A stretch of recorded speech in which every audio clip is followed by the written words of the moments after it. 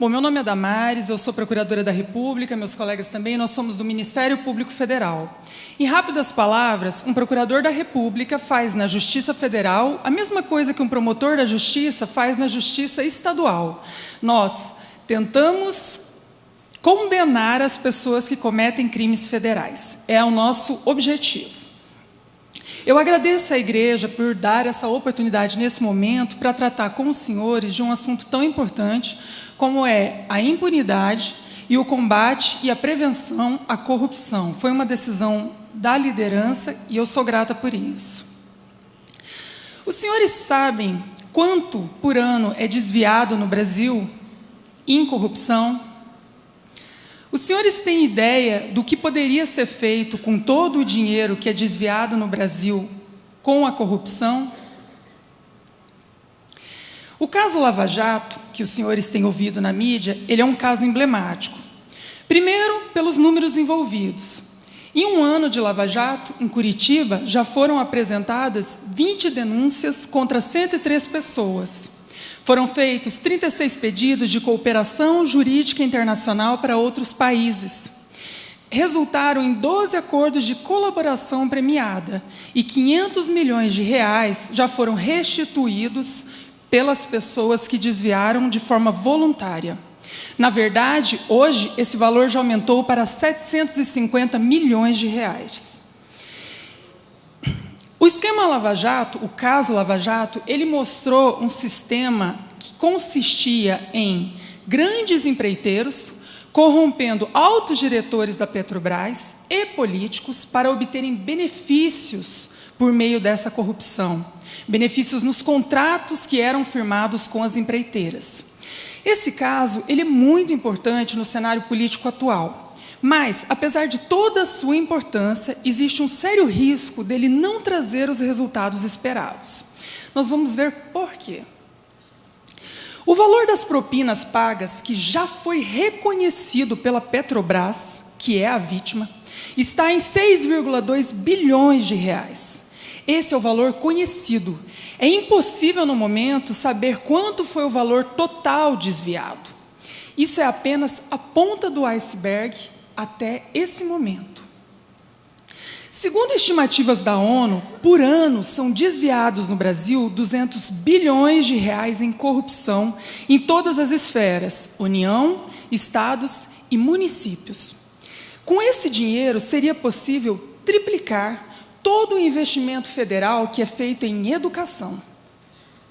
Com esse dinheiro, seria possível triplicar todo o investimento do governo federal que é feito em saúde. Com esse dinheiro, seria possível multiplicar por 5 todo o gasto que a União, os estados e as mais de 5.000 prefeituras deste país realizam com segurança pública por ano. A corrupção está enraizada de tal forma em nossa cultura que hoje em dia ela é, inclusive, infelizmente, usada como justificativa. Eu queria que os senhores assistissem esse rápido vídeo, apesar da resolução estar um pouquinho ruim aqui. Por favor. A declaração de ontem do advogado de Fernando Soares de que não se faz obra pública sem pagamento de propina provocou muitas críticas, tanto de cidadãos comuns quanto de autoridades do judiciário. Paralelepípedo. Assim são chamadas estas pedras usadas desde o Brasil colônia para calçar os caminhos. Na maioria das cidades, elas sumiram da paisagem, sepultadas por camadas de asfalto. Essa palavra tão antiga foi despertada dos dicionários ontem pela declaração polêmica feita pelo advogado de um dos principais investigados pela Operação Lava Jato. O defensor, o profissional do direito, procurou justificar a ilegalidade do ato de um empresário pagar para poder trabalhar numa obra pública, fazendo referência aos velhos paralelepípedos. O empresário, se porventura faz uma composição ilícita com algum político para pagar alguma coisa, se ele não fizer isso, e quem desconhece isso, desconhece a história do país. Não tem obra. Vocês podem pegar uma prefeitura aí do interior, uma empreiteirinha com 4 funcionários. Se ele não fizer acerto, ele não põe um paralelepípedo no chão. Infelizmente, é a corrupção sendo usada para justificar a corrupção. Agora, a nossa situação hoje pode ser comparada, como nos tempos de Neemias, a uma cidade sem muros. Uma cidade sem muros era uma cidade que podia ser facilmente atacada e na qual os inimigos podiam entrar e circular sem maiores problemas. Era uma sociedade desprotegida. Vamos pensar um minuto. E a Lava Jato? Ela vai transformar a realidade do Brasil? 30 segundos para os senhores conversarem com a pessoa ao lado e chegarem a uma conclusão se a Lava Jato vai mudar o Brasil.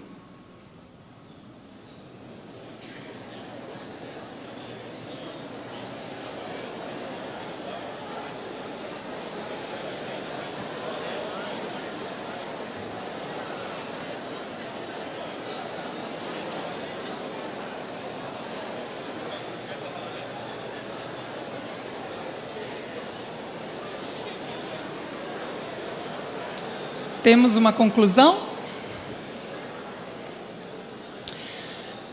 A verdade, meus irmãos, é que o caso Lava Jato, por si só, não vai transformar o Brasil. Se nós considerarmos a corrupção um câncer, a Lava Jato é um tumor específico. O problema é que o sistema é cancerígeno. A Lava Jato pode trazer bons resultados, pode trazer o ressarcimento de parte do dano causado e, eventualmente, gerar até a punição das pessoas envolvidas. Mas ela não tem a capacidade de transformar para além dela mesma. Os seus efeitos vão se esgotar na própria investigação. Basta ver que, durante a apuração e o julgamento do Mensalão, a Lava Jato estava a todo vapor. O fato do Mensalão ter sido descoberto, apurado e processado não gerou nas pessoas envolvidas na Lava Jato temor suficiente para que essas deixassem de praticar o que estavam praticando. Se queremos mudar o país, precisamos mudar as estruturas, o sistema. Com o objetivo de contribuir para construir muros, foi que os procuradores do Ministério Público Federal responsáveis pela Lava Jato propuseram 10 medidas contra a corrupção e a impunidade que hoje são abarcadas pelo Ministério Público Federal como um todo. Os processos de réus de colarinho branco, esses crimes que envolvem pessoas com grandes valores, grandes dinheiros e grandes fortunas, em geral, costumam demorar, não raro, 15 anos. Quando o processo acaba sem ser anulado, sem que a pessoa morra e sem a sua absolvição, a pena costuma ser bastante baixa, em geral, inferior a 4 anos. No nosso sistema jurídico, penas inferiores a 4 anos, via de regra, geram uma substituição por uma pena alternativa, que pode ser ou a entrega de cesta básica ou a prestação de serviço à comunidade. Isso faz com que o crime de corrupção, independente da quantia desviada, sejam alguns reais ou milhões, possa resultar numa troca por entregas de cestas básicas ou serviços à comunidade. A verdade é que, embora nós tenhamos grandes casos envolvendo corrupção, os verdadeiros responsáveis raramente são punidos. Além disso, ainda existem outros benefícios legais, como o indulto, que é editado todo ano pelo presidente da República e que pode fazer com que essa pena se extinga, em alguns casos, mesmo com apenas 1/3 dela cumprida. A impunidade está diretamente relacionada com a corrupção. De fato, corrupção, diferentemente dos demais crimes de rua, é um crime racional. A pessoa que comete um crime de corrupção analisa benefícios e custos. Quando os benefícios são maiores do que os custos, ela opta por cometer o crime.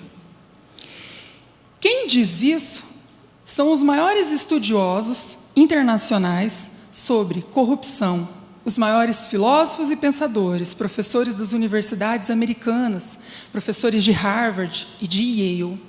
Por meio de inúmeros estudos científicos, eles chegaram à conclusão de que, se não houver a redução da impunidade, não há redução de corrupção. Além disso, existe uma experiência internacional importante, que é a experiência de Hong Kong. Nas décadas de 60 e 70, Hong Kong era um país com uma corrupção endêmica. Hoje, Hong Kong figura como o 17º país mais honesto no mundo no ranking da Transparência Internacional. Como eles fizeram isso? Com medidas parecidas com as medidas que nós propomos e mostraremos. De qualquer forma, antes mesmo dos estudos científicos, a própria palavra de Deus já dizia: quando os crimes não recebem rapidamente os devidos julgamentos e punições, os corações dos demais filhos dos homens se enchem de disposição para fazer o mal. Ou seja, a impunidade alimenta a corrupção.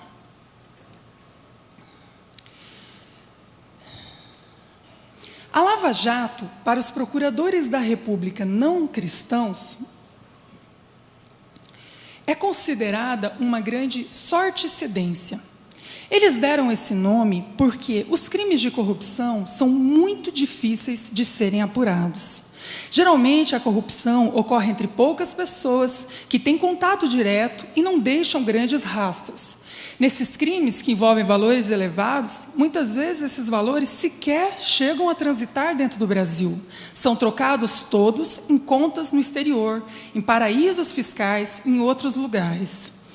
Foi necessário que tantas coisas acontecessem para que a Operação Lava Jato viesse à tona, para que essa investigação fosse bem-sucedida, que os procuradores não cristãos consideraram isso um alinhamento do universo e chamam de sorticedência. No entanto, os procuradores cristãos que trabalham no caso têm declarado publicamente que isso é Deus agindo. E que isso é uma janela de oportunidade que o nosso Deus está dando para nós mudarmos a realidade desse país. E por que a igreja precisa se unir nesse objetivo? Só é possível alterar estruturas, sistemas com união. De forma isolada, em pequenas ações, nós até podemos fazer alguma coisa, mas não vai alterar uma sociedade, um sistema como um todo. Nesse contexto, a igreja pode continuar orando, como até aqui tem feito em relação a esse assunto, assumir uma posição clara, o que a nossa igreja particularmente tem feito também, apoiar medidas e projetos e propor medidas e projetos. Entre os projetos que a igreja pode apoiar estão as 10 medidas que o Ministério Público Federal propôs. As 10 medidas, na verdade, são 20 anteprojetos de lei, que têm por objetivo fazer alterações pontuais na legislação, mas com um grande efeito prático. Uma alteração significativa, apesar de pequenas alterações. A primeira pessoa que assinou a adesão a essas 10 medidas contra a corrupção foi o juiz Sérgio Moro, em Curitiba, por um caráter simbólico. Em seguida, esse projeto foi assinado por todos os procuradores que trabalham no caso, por todos os membros da Polícia Federal e por todos os membros do Judiciário. A primeira proposta consiste em 3 medidas preventivas. A primeira medida preventiva diz respeito à mudança social, com treinamento dos agentes públicos, códigos de conduta, programas em escolas e universidades, todos voltados, como a Basti explicou aqui, a tentar mudar uma cultura. A segunda medida preventiva consiste em testes de integridade para os servidores públicos. Hoje, se eu quiser ir numa repartição pública, me passar por corrupto e ver se o servidor público aceita ou não aquele dinheiro, eu não posso. A lei proíbe. A lei proíbe que eu adote uma medida dessa e tente averiguar se aquela pessoa é ou não honesta. A terceira medida consiste em proteger efetivamente as pessoas que resolvem denunciar. Hoje, o nosso sistema de proteção para as pessoas que resolvem denunciar qualquer crime, inclusive os crimes de corrupção, é bastante falho. A segunda proposta cria o crime de enriquecimento ilícito. No caso Lava Jato, uma situação interessante que aconteceu foi que um dos ex-diretores da Petrobras tinha 40 milhões de reais no exterior. Mas por muito tempo não foi possível acusá-lo, porque não era possível dizer qual ato dele tinha sido o ato corrupto que resultou naquele valor. Com esse crime de enriquecimento ilícito, se a pessoa não provar a origem lícita dos seus recursos, como esses patrimônios desproporcionais, ela será incriminada. A terceira medida consiste em tornar a corrupção um crime de alto risco, diminuir os benefícios de quem pratica a corrupção. Para isso, essa medida prevê que o crime de corrupção passaria a ser um crime considerado hediondo, reduzindo, assim, aqueles benefícios previstos pela lei para quem pratica esse tipo de crime. A quarta medida objetiva agilizar os recursos. Os recursos hoje no Brasil, de uma forma geral, podem se protelar por 20, 30 anos. Não há limite recursal. Os recursos podem ser feitos indefinidamente. Até onde se conhece, o Brasil é o único país no mundo que tem 4 instâncias para a pessoa ser julgada.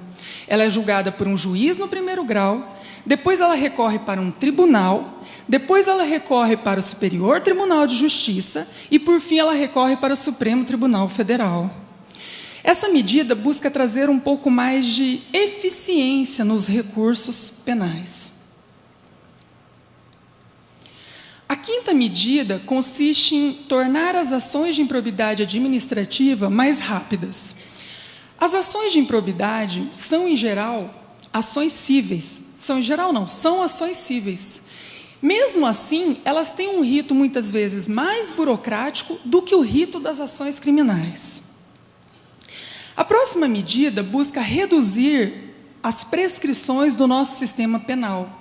As prescrições que existem hoje no nosso sistema são inúmeras. Um processo pode prescrever de várias formas. A próxima medida busca revisar o sistema de nulidades penais. Hoje, em geral, quando se encontra uma falha num processo, se anula o processo todo, não importa a extensão do processo. Essa medida tende a reduzir isso. Se houver uma falha, conserta-se a falha e segue-se em frente. A próxima medida cria o crime de caixa 2 eleitoral e de lavagem de dinheiro eleitoral, que permitirá responsabilizar os partidos políticos. A próxima medida consiste em uma ação que consiste na previsão de que uma pessoa possa ser presa para devolver o dinheiro que ela desviou, e muitas vezes está no exterior, e nós não temos como pegar de volta o dinheiro que está no exterior.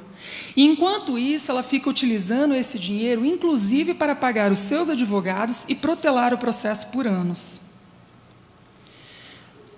A última medida consiste em implantar no nosso sistema uma ação que visa extinguir o domínio de algumas propriedades quando essas propriedades forem de origem criminosa.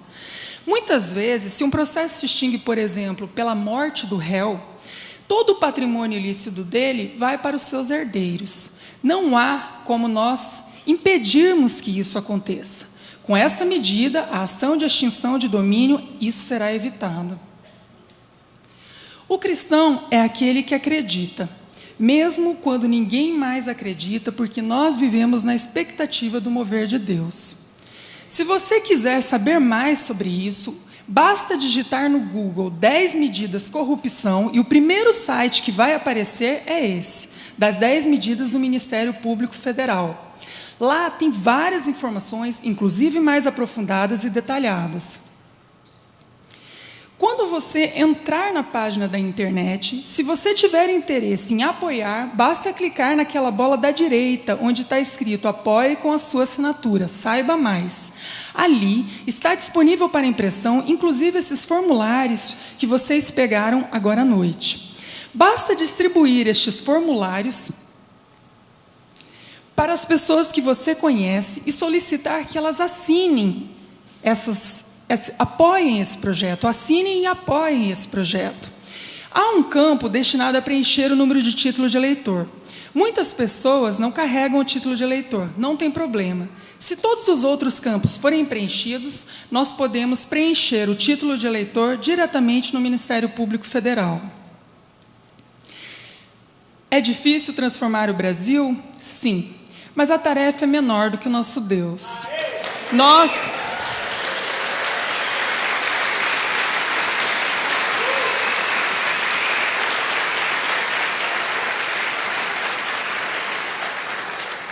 Nós acreditamos que Deus é maior que a corrupção.